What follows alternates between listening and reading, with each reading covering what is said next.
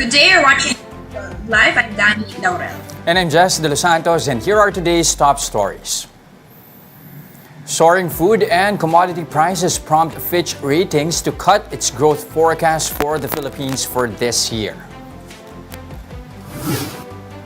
Now, even Moody's is flagging the country's vulnerability to price shocks in food items. The Marcos Jr. administration now plans to force government-to-government deals to curb the surging cost of fertilizers, which has been driving up food prices. And planning for a getaway soon. Starting next month, you may have to shell out more for your airfare as two carriers seek to increase their fuel surcharge. And what's next for Netflix? That's after losing nearly 1 million subscribers in the second quarter. And we begin our broadcast with Fitch Ratings regarding its growth forecast for the Philippines this year, with soaring prices clouding the outlook. Now, the credit rater now expects the domestic economy to grow by 6.5%, lower than its initial forecast of 6.9%. Fitch says that while they expect economic activity to remain strong over the next few quarters, inflationary pressures from high commodity and food prices present risk to growth. Fitch says the inflation print of 6.1% in June is high relative to some of the country's peers in the region. Fitch also expects further tightening from the Bangko Sentral until 2023. Just last week, the central bank delivered an off-cycle 75 basis point rate hike in a bid to tame inflation. That brought the key rate to its current level of 3.25%. Now, another debt watcher is flagging the risks from the high food prices. Moody's says the Philippines is one of the countries in Asia Pacific that is most exposed to the volatile prices in food items. Now, to address the country's vulnerability to food price shocks, Moody's says the government must enter into regional agreements to ensure supply and increase efficiency in domestic production. Now, aside from the Philippines, the debt watcher said India, Thailand, and Vietnam also have high energy and food weights in the CPI baskets. Moody's said food security has become a major concern for governments in Asia Pacific as the Russia-Ukraine war continues to disrupt supply and raises the cost of agricultural products such as vegetable oils, cereals, and even fertilizers. Now, speaking of fertilizers, President Ferdinand Marcos Jr. is looking to pursue government-to-government deals with some of the world's top fertilizer suppliers to boost the country's agricultural production. The president, who is currently sitting as the agriculture chief, is considering talks with China, Indonesia, the UAE, Malaysia, and Russia to purchase cheaper fertilizer through bilateral talks. But experts said the president should thoroughly study the move as it may force him to offer concessions that will not be beneficial to the country. Now, that's just one of the proposals that the concurrent chief of the DA is putting on the table to help address food security issues. But is that the right direction? To find out what they want to hear from the president, we have on the show Rosendo So, president of the Samahang Industriya ng Agrikultura or SINAG. Sir Rosendo, good morning. Thank you for joining us. Yes, sir. And of course, Danie, morning. Okay, now, Good morning, sir. 21 days into his term as president and as concurrent head of the Department of Agriculture, how satisfied are you so far with his performance, or at least with his pronouncements as DA chief? So far, we are happy with his pronouncement. Of course, the fertilizer support, the farm-to-market road, and of course, we are expecting he will be announcing about the smuggling. What is the direction of the government? So far, we have seen a more positive direction to attitude. Okay, now earlier you were mentioned, at least you were happy with some of the pronouncements, particularly the farm-to-market roads. But is this really the right approach to make at this point? Will this help address immediate needs, or should the focus be redirected to more needs regarding production? I think the farm to market road is a long term, no? Not a immediate solution. What we need now is immediately is the fertilizer subsidy to the farmers. If we will not give the subsidy to the farmers, we will have a high price of palay, this coming harvest, and the price of our rice will not come down. So the immediate we need is, of course, the subsidy of fertilizer to be given. Okay, sir. So subsidies clear for you, something that needs to be done as soon as possible. But sir, he's also mentioned, and we reported that earlier on, po, that he's looking, or even Moody's is saying there needs to be deals with other countries, particularly fertilizer. So China, UAE, Russia. What is the status po with our fertilizer importation? You know, how bad has it been? How much have we been affected by the Russia-Ukraine war? And what would these deals achieve? Yeah, before the war between Russia and Ukraine, the price of fertilizer already gone up, no, because of the demand from other countries, and since urea come from the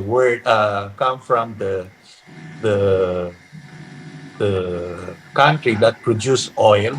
This is the byproduct of oil.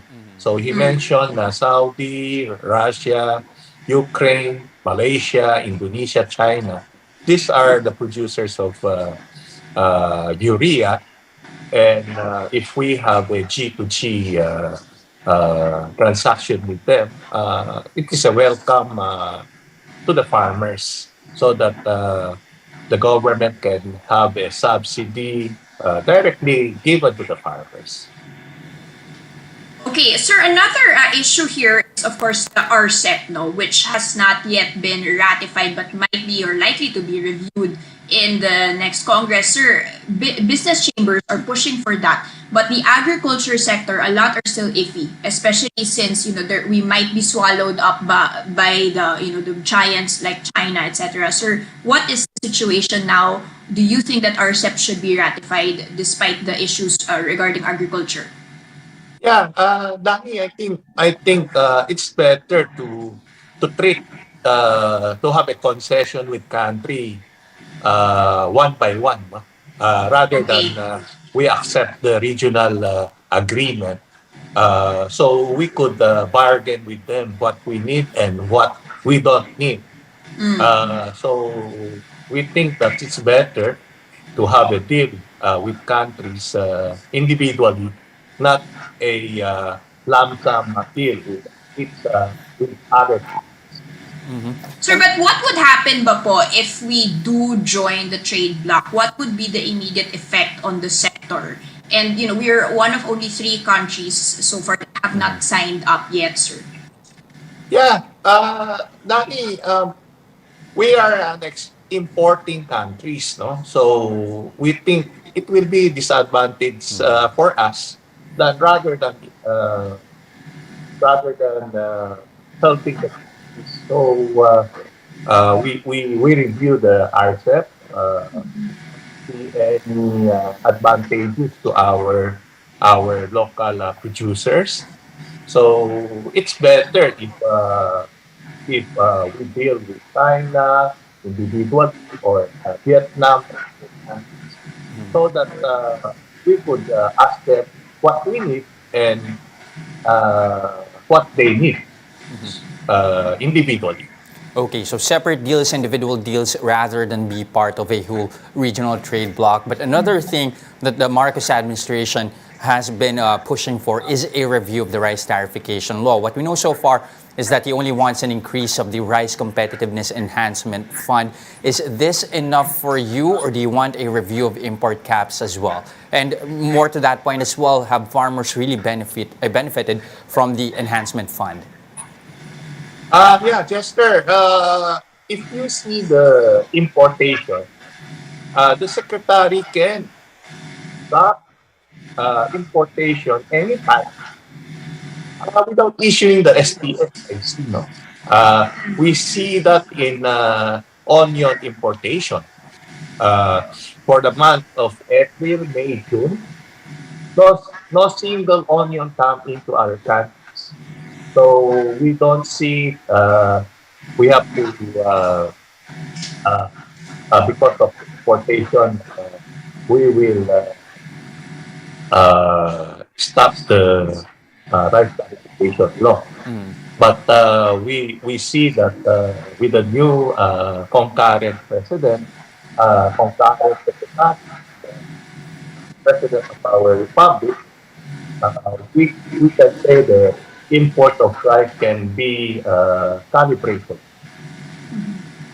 Sir, what about the campaign promise of 20 pesos per kilo rice? Do you think that his pronouncements are moving towards achieving this promise, or should we say that's a pipe dream that's not going to be happening anytime or I, I, anytime? think, I think it's a long-term program. First, we have to have our seed production higher, no? Because we are producing only 4.2 tons per hectare. So if our local production average production go up to 6 to 8 tons, the price of paalay will go down, but the farmers uh, will not suffer. So we think that in the long run, his eyeing the 20 pesos, maybe 3 to 4 years time. Hope we could achieve that. Okay, so we've Okay, so already. still possible in 3 to 4 years time. Never know. Sir, finally, what is on your wish list po, especially the agriculture sector? You've already mentioned subsidies with fertilizer. You've mentioned perhaps bilateral agreements instead of RCEP. What else do you want to hear from the president in his SONA with regard, especially as DA chief, with regard to how he's going to solve this supply side issue? Of course, we are hoping food security will only come from local production with ample government assistance and subsidy to the farmers. And of course, to lower the price of our harvest price and up to give a cheaper price to the consumer. So that's one. Secondly, of course, we would like to hear about the establishment of the agricultural product. What is his take about that? And thirdly, of course, the establishment of the first border, so that we could check everything coming into our country for the food safety of our consumer and our producer. Okay, well done. We'll see whether that does happen po in his speech. But as you mentioned, Filipino first policy, probably protection of our own first. Maraming salamat po. That was of course Rosendo So, President of SINAG or the Samahang Industriya ng Salamat, sir. Thank you. Now, pausing for a quick break, but coming right up after that. Infrastructure spending slightly picked up in May despite the election ban on public works projects. More of that and other stories when Business World Live returns. Stay with us.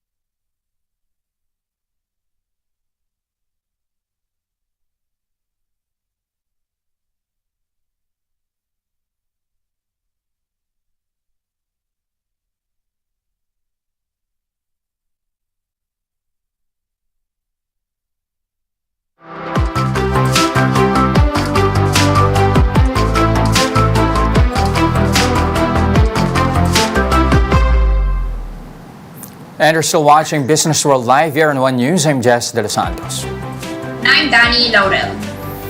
Now, Metro Manila will remain under Alert Level 1 until the end of the month. This announcement from the government follows President Marcos Jr.'s decision to retain the current alert level system for the meantime. Despite this, the Octa Research Group believes infections in the country continue to be underreported. Guido David tells the chiefs that there could be at least 40,000 cases in the country, 20 times higher than the 2,000 daily average recorded by the health department. But Guido says there is a possibility that cases in Metro Manila may have already peaked. In the NCR, there's actually some hope that it actually has peaked as of a few days ago, but we're still waiting. We need to wait maybe a week more because the daily positivity rate sa NCR has gone down 3 days in a row. So that gives us hope na, maybe the peak has happened in the NCR. The Private Hospitals Association of the Philippines says hospital utilization rate is also increasing in some parts of the country. But they note admissions remain manageable, at least in private hospitals. Usually, itong mga na-admit namin sa mga severe and critical, although konti lang naman po yan, ay yung mga pasyente po na nandun sa elderly and immunocompromised. And then, yung iba po karamihan din ay nakita namin na incomplete po yung vaccination at yung iba talagang hindi vaccinated, no?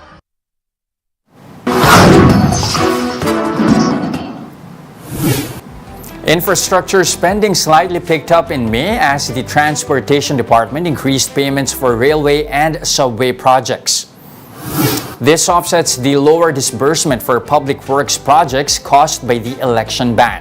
The Budget Department says infrastructure spending rose by 2.1% to 80 billion pesos in May from 78.9 billion pesos the same period last year. The May figure is also 26% higher than the 63 billion pesos spent in April when the election ban was still in place. Now, real estate services firm Santos Knight Franchise, the Philippine retail sector is making a strong comeback. That's on the back of pent-up consumer demand, looser travel restrictions, and return to office mandates. Now, the consultancy firm projects that the vacancy rate in the retail sector can reach pre-pandemic levels by the end of the year. Now, although the company said improving public transportation is key to the retail sector's sustained recovery, however, the company noted that office space demand is still unlikely to reach pre-pandemic levels this year due to the reduced demand from POGOs.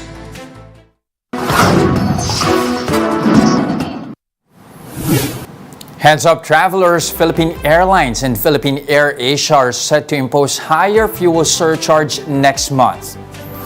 This comes after the Civil Aeronautics Board allowed airlines to impose a Level 12 fuel surcharge in August, citing the higher average price of jet fuel. Under Level 12 of the CAB matrix, the fuel surcharge per passenger ranges from 389 pesos to over 1,100 pesos for domestic flights, while fuel surcharge for international flights can go as high as 8,700 pesos per passenger.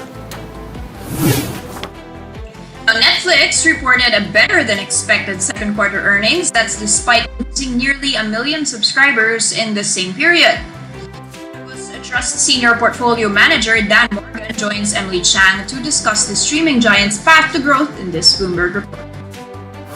The projections going into the third quarter are below expectations in terms of number of new subscribers.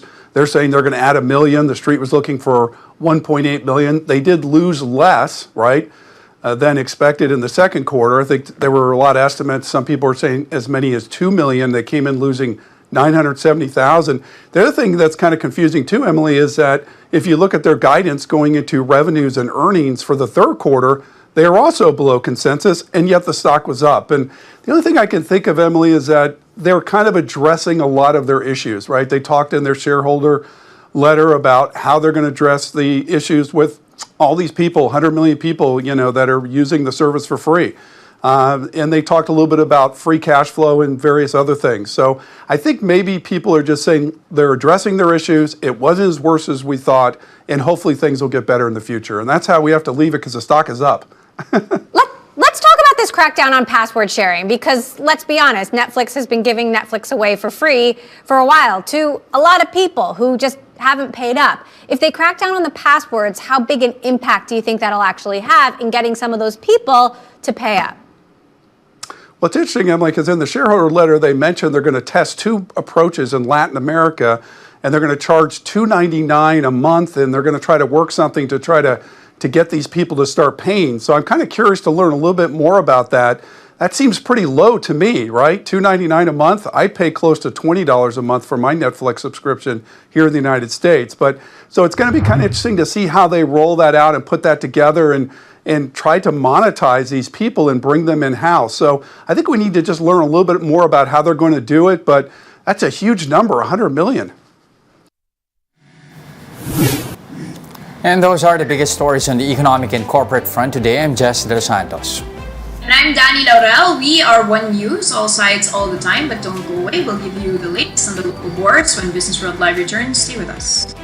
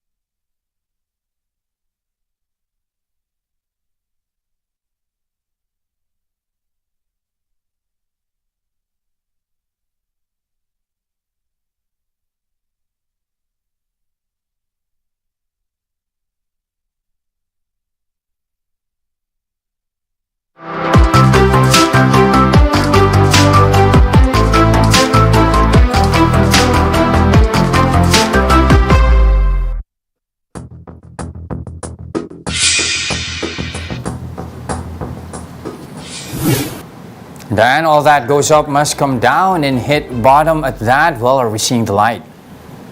All right. Well, as you mentioned, Jess, the dollar strength is what you're talking about, and that seems to have pared down, and you can see us strengthening with the peso 56.295 to the greenback. This, as you mentioned, what has hit rock bottom must also come up, and take a look at how the S&P 500 and Wall Street in general performed overnight, as well as Europe. S&P 500 up by 2.8%. That's a sign of risk-on sentiment, where people are moving from the haven of the dollar towards some of the funds, of course. Now, let's see whether that's spilling over into our bourse. You can see us enjoying quite a bump up, 0.9%, trading at 6,300 levels here. Now, Jess, I just want to highlight that one big deal is, of course, now approved by the Bangko Sentral, and that is the Union Bank acquisition of Citi, the retail arm, of course, that is now up by 0.3% for our lender, Union Bank, now acquiring that international bank's assets over here.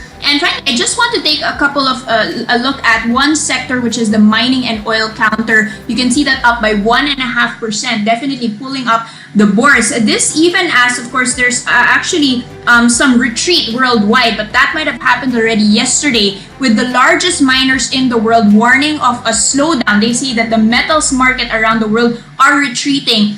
This comes from BHP Group, Rio Tinto. These are two miners that have said that the war in Ukraine, as that rages on, energy crisis over in Europe, COVID over in China, has actually pulled down the demand, and the recession looming as well, pulling down the demand of some of our metals. And speaking of energy crisis, take a look at Aboitiz Power. That's up by 2.2%. This, as they mentioned, that they want to double their capacity, from, especially with the help of Japan's JERA, which now owns a 27% stake in AP. They're targeting 9,200 megawatts by 2030. They'll achieve that by a mix of coal-fired as well as gas. So, with the ban on coal-fired, they're looking at shifting towards gas and renewable energy. So something to definitely look out for. One of our biggest power producers, Aboitiz Equity, now looking at improving their renewable energy mix, Jess. All right, and that's it for today, July 20, 2022. Join us again tomorrow at exactly 9:30 a.m. You can also catch us on Signal Play. Register for a free account now at www.signalplay.com and stream One News live anytime, anywhere. I'm Jess De Los Santos. And I'm Danie Laurel. Mask on, watch hands, stay safe, Philippines. We are One News, all sides, all the time.